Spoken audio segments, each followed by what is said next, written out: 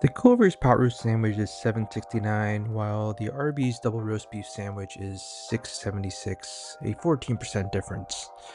But is Culver's giving you more meat and more sandwich? Let's find out.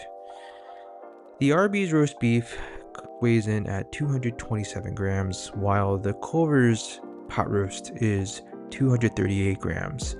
But when you just take a look at the meat, the Arby's roast beef is 155 grams, while Culver's is 128 grams, which means that there's a lot of jus that's soaked in that bread that's probably adding a lot to the weight. But when you take a look at the two sandwiches side by side, the Culver's beef, it's clearly beef, whereas Arby's is best described as more of a meat flavored solution that's loosely held together by protein. It's truly a marvel of modern technology. But the hot take from me is I would still go to Arby's over Culver's for the roast beef sandwich. Now, looking at the hot sandwich category, Arby's sandwich is understandably cheaper than everything else, but Culver's is smack in between the Phillies. And given a choice between a Philly and a pot roast sandwich, I'm definitely going for a Philly.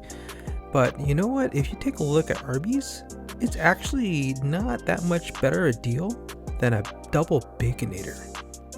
Man, alright, so pretty much just going to Arby's whenever I want curly fries.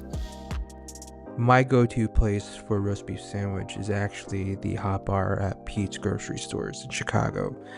When you go to the Hot Bar and you see that pot roast, it's really hard to pass this up.